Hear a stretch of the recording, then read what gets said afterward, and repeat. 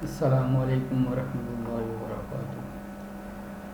आज का छठा lecture micro controller and programming and applications का। इसमें हम पहले जो चीज़ स्टडी कर चुके हैं वो हैं रोम और रैम और ब्लॉक डायग्राम हमने देखी थी। नेक्स्ट जो चीज़ें हैं इसमें रह रही हैं, जो ब्लॉक्स रह रहे हैं इसमें, पहला है आईओ पोर्ट्स। आईओ पोर्ट्स जो हैं वो बुनियादी तौर पे क्या चीज़ें हैं? These are the pins for interfacing with external hardware. Port से मुराद जो है वो पिन्स हैं जिनके ज़रिए से एक्सटर्नल हार्डवेयर को हम लिंक करते हैं, उसके साथ जोड़ते हैं। और आपने देखा होगा प्रैक्टिकल्स जो आपको 2-3 परफॉर्म करवाए हैं, हमने एलईडीज़ जो है उनको ऑन ऑफ करना है। तो एलईडीज़ को ऑन ऑफ करने के लिए बुनियादी तौर पे हम एलईडी को किसी पोर्ट की पिन के साथ लिंक करते हैं, जोड़ते हैं। तो पोर्ट माइक्रो कंट्रोलर के अंदर जो प्रोग्राम रन करेगा या हम पोर्ट के ऊपर डाटा भेजेंगे तो वो बुनियादी तौर पे माइक्रो कंट्रोलर के आउटपुट पे यानी इन पिन्स के ज़रिए से एलईडी के साथ लिंक हो जाएगा। अगर हम 1 भेजेंगे, किसी पोर्ट की बिट को सेट करेंगे तो उससे एलईडी को 5 वोल्ट मिलेंगे और वो ऑन या ऑफ हो जाती है। और इसी तरीके से अगर हम उसको रीड कर रहे हैं तो रीड करने के लिए भी अगर हम 1 रीड करते हैं तो हम 5 वोल्ट अगर पोर्ट के ऊपर प्रोवाइड करते हैं तो वो जो है वो रीड 1 एज ए 1 रीड कर लेगी। तो ये बात समझने वाली है। पोर्ट से मुराद क्या है? तो यहाँ पे आईओ पोर्ट से मुराद है इनपुट आउटपुट पोर्ट्स, यानी डाटा इन करना और डाटा आउटपुट करना। कहाँ से इन करना? माइक्रो कंट्रोलर से आउट करना, माइक्रो कंट्रोलर में इन करना। तो जिन पिन्स के ज़रिए से डाटा इन या आउट किया जाता है उसको कहते हैं पोर्ट। ठीक है। अब माइक्रो कंट्रोलर जो 8051 हम स्टडी कर रहे हैं, इसमें बुनियादी तौर पे 4 पोर्ट्स हैं और उन पोर्ट्स के नाम जो है वो P0, P1, P2 और P3 हैं। उनके नाम भी फिक्स हैं। तो स्पेशल फंक्शन रजिस्टर में अभी हमने रैम में देखा था कि ये जो पोर्ट्स हैं ये ख़ास रजिस्टर्स हैं और रजिस्टर्स के ऊपर माइक्रो कंट्रोलर डाटा लिखता है तो उसका एक्सटर्नल लिंक बन जाता है एक्सटर्नल हार्डवेयर के साथ। तो बुनियादी तौर पे ये इनके नाम भी फिक्स हैं, एड्रेस भी फिक्स होते हैं और P0, P1, P2 और P3 जो है इनके नाम होंगे। अब ये बाइट डाटा जो है अगर आपने इसके ऊपर भेजना है किसी पोर्ट के ऊपर तो उसको P0, P1, P2, P3 के ज़रिए से ही भेजेंगे। Byte data mean 8 bit. 8 bit का डाटा, 8 एलईडीज़ आपके पास लगी हुई हैं, उनको आपने ऑन करना है डाटा या ऑफ करना है। तो कुछ को ऑन करना है या कुछ को ऑफ करना है तो उसके मुताबिक आप पहले डाटा अरेंज करेंगे और अरेंज करके उसको फिर जो है वो आप वहाँ पे बाइट की फॉर्म में भी सेंड कर सकते हैं। एक बिट भी की जा सकती है, वो तो हम नेक्स्ट देखेंगे कि बिट डाटा अगर एक्सेस करना होगा तो उस सूरत में आप क्या करेंगे? P0.0 उसकी पहली बिट, P0.1 उसकी दूसरी बिट या दूसरी पिन को लिंक कर लेंगे। तो 8 बिट लिंक करनी हो तो P0 से, और अगर आपने एक बिट करना हो तो उसी P0.1, P0.2, P0.3 up to P07 जो है वो लिख सकते हैं। यहाँ पे आपको एक डायग्राम शो कर देते हैं कि ये P0 जो है ये पोर्ट है और P0 जो है उसके अंदर 8 बिट्स हैं। 8 बिट्स में P0, P1, P0.2, 0.3, P0.4, P0.5, P0.6 इस तरीके से जो है वो पोर्ट्स अवेलेबल हैं। ठीक है। P0.7 P1 में भी इसी तरीके से, ज़रूरी नहीं P0 आप करेंगे। P1 को अगर यूज़ करना चाहते हैं तो P1 के ऊपर पोर्ट 8 बिट्स भेजनी हो तो आप पूरी P1 लिख देंगे और उसके लिए वो आस इंस्ट्रक्शन यूज़ करेंगे। सेट बिट तो यूज़ नहीं होगी, उसके लिए मूव यूज़ होगी। और P1.0, 1.1, 1.2 अप टू P1.7 ये आपके पास इसकी 8 बिट्स हैं जिनके ऊपर आप डाटा भेज सकते हैं और इस नाम से उसको आप यूज़ करेंगे। P2 में भी इसी तरीके से, P3 में भी इसी तरीके से आप जो है वो 8 बिट का डाटा यूज़ करेंगे।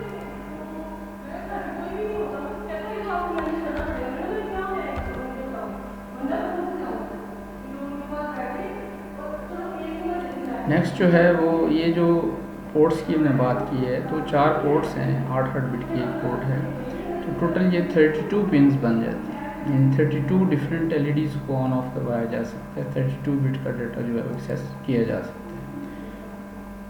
ठीक है जी। अब आप यहाँ पे भी देख सकते हैं कि 32 पिन्स कौन सी हैं। तो बस पी पोर्ट 1 है, तो इसकी ये पोर्ट 1.0 जो होगी वो पिन नंबर 1 होगी। इसकी माइक्रो कंट्रोलर 8051 बुनियादी तौर पर एक आईसी है, 40 पिन आईसी है। तो इसकी जो पिन नंबर 1 है वो P1.0 के साथ लिंक्ड है। इसी तरीके से 1 2 3 अप टू 8 ये पिन P1 के साथ हैं।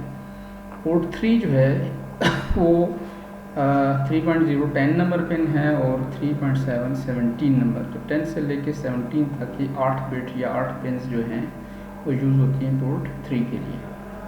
इसी तरीके से पोर्ट 2 जो है उसकी हैं 21 से लेके 28 तक। तो P2.0 2.1 अप टू P2.7, तो ये 28 तक 21 to 28 नंबर पिन्स यूज़ हो जाएंगी। और पिन नंबर 39 से बैकवर्ड 39 पे P0.0 है और 38 पे P0.1 है, यानी ये रिवर्स ऑर्डर में है अप टू 32। तो 39 से 32 तक जो 8 पिनें हैं ये यूज़ होती हैं पोर्ट 0 के लिए। ठीक है, तो क्लियर करने का मतलब ये है कि 32 पिनें हैं माइक्रो कंट्रोलर की जिनके साथ आप कोई हार्डवेयर यूज़ कर सकते हैं, और ये बुनियादी तौर पे पोर्ट्स हैं। आप पोर्ट के मुताबिक आप जिस पिन पे जब हार्डवेयर आप बनाते हैं, कोई सर्किट बनाते हैं, तो सर्किट के अंदर जहाँ पे एलईडी आपने यूज़ की है उस पर्टिकुलर पिन जो है उसका आपने एड्रेस देखना है, और उस एड्रेस यानी कि नाम देखना है उसको। मसलन आपने 3 नंबर पिन के ऊपर आपने एक एलईडी कनेक्ट कर दी, तो अब 3 नंबर पिन के लिए आप P1.2 नाम यूज़ करेंगे, और फिर वो पिन नंबर 3 के ऊपर डाटा आउट होगा, वो एलईडी आपके पास बन जाएगी जब आप एक्चुअल हार्डवेयर बनाते हैं। ये उम्मीद है कि आपको ये बात क्लियर होगी। ये बात हमने हार्डवेयर के लिहाज से की है कि ये बुनियादी तौर पे 4 पोर्ट्स जो हैं ये 32 पिनें हैं, और 32 पिनें जो हैं किसकी पिन है, माइक्रो कंट्रोलर की पिन है, और माइक्रो कंट्रोलर की कौन सी पिन जो है वो किस जो है वो नाम से उसको आप यूज़ कर सकते हैं। ठीक है जी, तो आपके पास ये 32 पिन है। उसके बाद आपके पास जो पोर्ट्स हैं उसमें एक सीरियल पोर्ट भी है। तो सीरियल पोर्ट में सीरियल अंदाज में डाटा सेंड किया जाता है, और उसकी अपनी एक टेक्निक्स होती हैं। तो बहरहाल एक सीरियल पोर्ट भी है जिसके ऊपर आप डाटा इसके ज़रिए से सेंड कर सकते हैं। तो नेक्स्ट हम देख लेते हैं, ये तो हमने पोर्ट्स की बात की थी, अब हम देख लेते हैं ऑसिलेटर क्या होता है। तो ऑसिलेटर जैसा कि हम सर्किट्स में स्टडी करते हैं, ये बुनियादी तौर पे एक ऐसा सर्किट है जो कि साइन वेव पैदा करता है। यहाँ ऑसिलेटर से क्या बनाता है, it generates clock signal for operating sequential circuits of micro controller. Micro controller जो हैं उसके जो अंदर ब्लॉक्स हैं उनके साथ जो है उनको जब ऑपरेट करते हैं आप, तो उनको रन करने के लिए, उनको चलाने के लिए जो क्लॉक सिग्नल चाहिए होता है वो ऑसिलेटर जनरेट करता है। अब ज़ाहिर है ये माइक्रो कंट्रोलर की एक आईसी है, उसके अंदर ये सारी चीज़ें बनी हुई हैं, सारे ब्लॉक्स हैं, तो उनकी लिंक भी जो है वो ऑलरेडी प्रोवाइड कर दिए गए हैं। तो ऑसिलेटर सर्किट का जो छोटा सा पार्ट होता है, ये जो 8051 में ऑन चिप ऑसिलेटर मौजूद है। ठीक है, तो सिर्फ इसको एक्सटर्नल क्रिस्टल चाहिए होता है रन करने के लिए। तो ऑसिलेटर सर्किट ऑन चिप मौजूद है, चिप के ऊपर बना हुआ है, और उसकी आउटपुट को डिफरेंट सिक्वेंशियल सर्किट्स का ऑलरेडी लिंक किया हुआ है, तभी आईसी में पैक हुआ है वो। तो उसको रन करने के लिए क्रिस्टल जो है एक्सटर्नल लगाना पड़ता है आपको।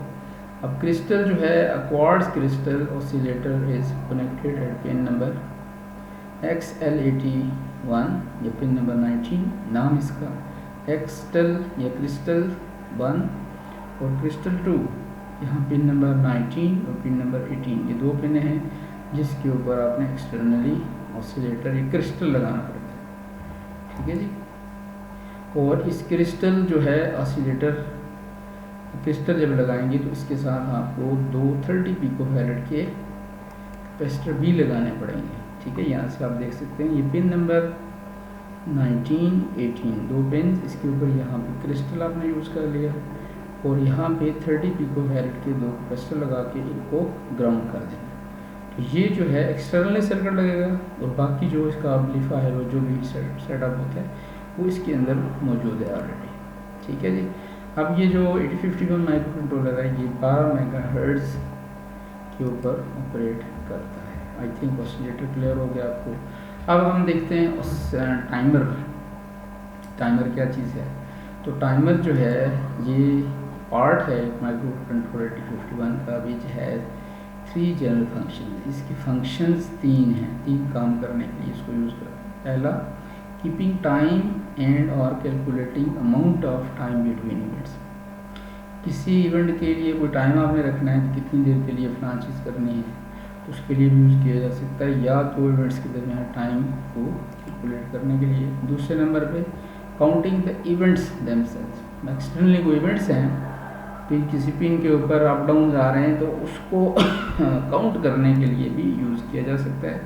Generating baud rate for serial port. तीसरा इसका काम जो है वो टाइमर का ये होता है कि सीरियल पोर्ट जब आप इस्तेमाल करेंगे तो उसके लिए जो बॉड रेट होगा वो आप यहाँ से उसकी सेटिंग करते हैं या टाइमर ही जनरेट करता है और उसके ज़रिए से उसको यूज़ करते हैं। ठीक है जी। ये 3 बुनियादी फंक्शंस टाइमर के हो गए।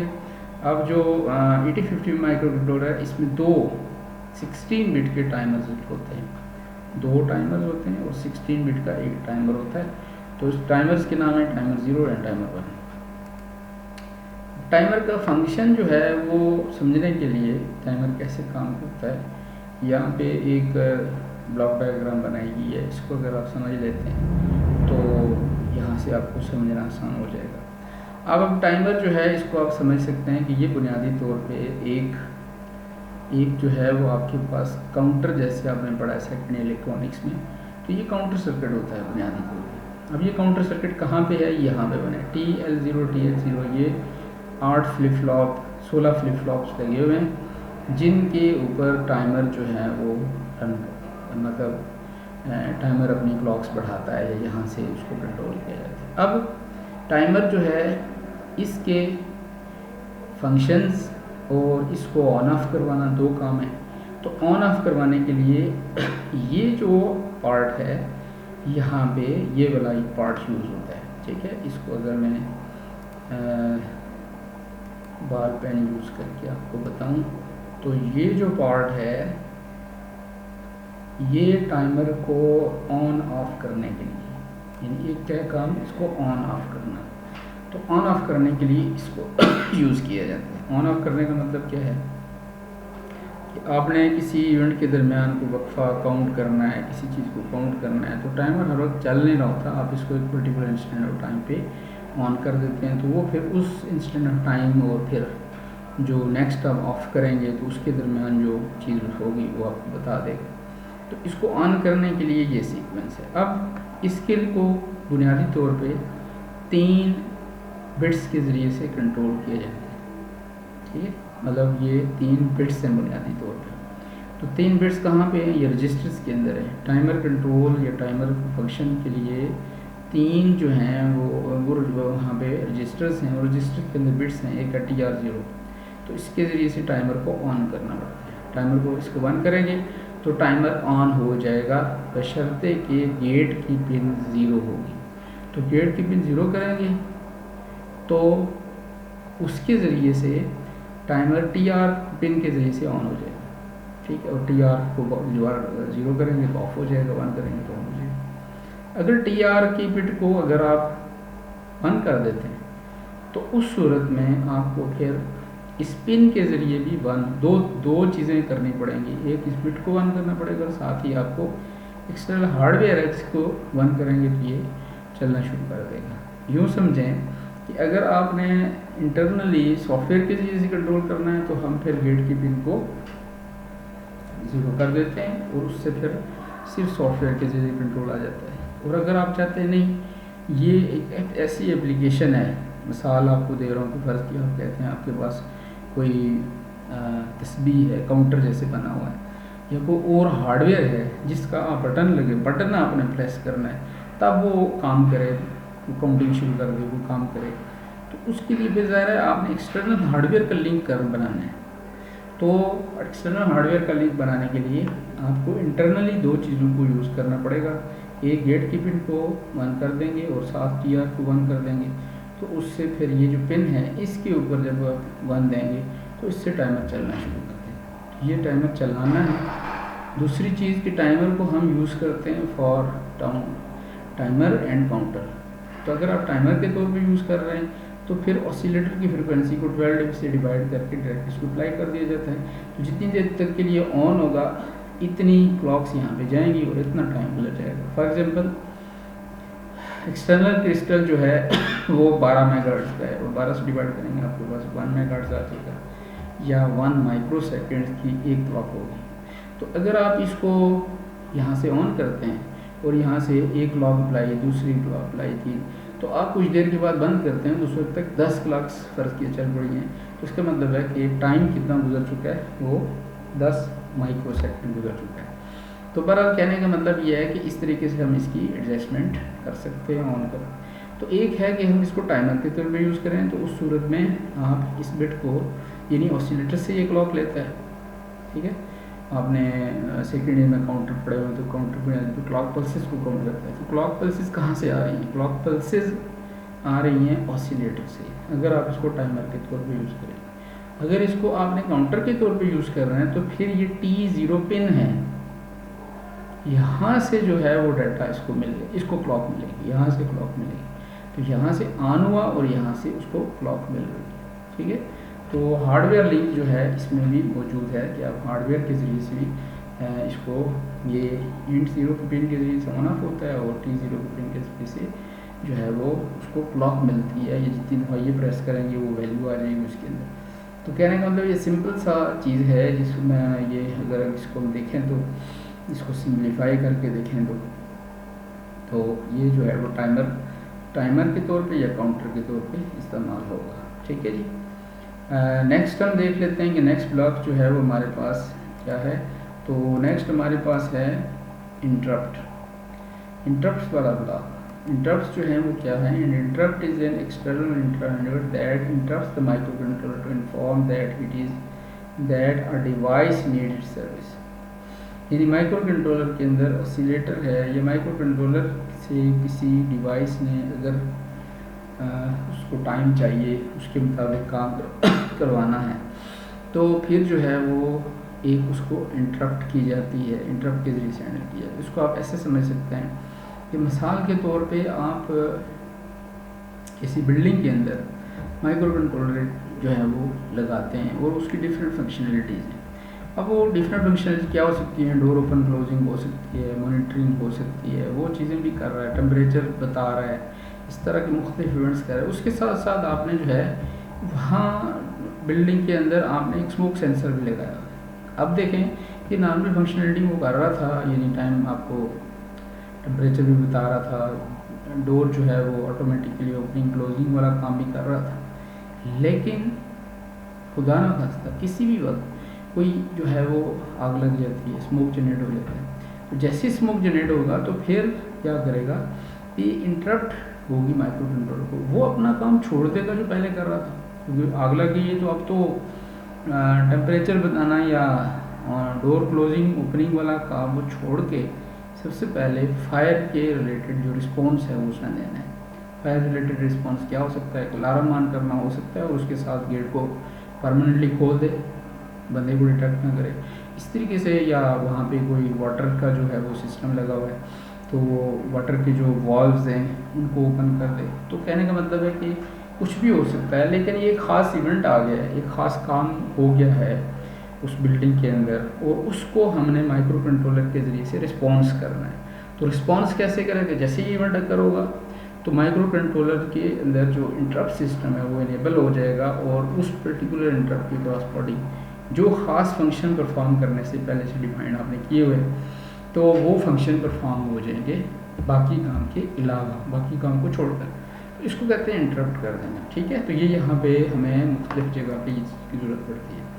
8051 माइक्रो कंट्रोलर के अंदर जो है 2 टाइमर की इंटरप्ट्स हैं, 2 एक्सटर्नल हार्डवेयर की इंटरप्ट्स हैं और 1 सीरियल कम्युनिकेशन की इंटरप्ट।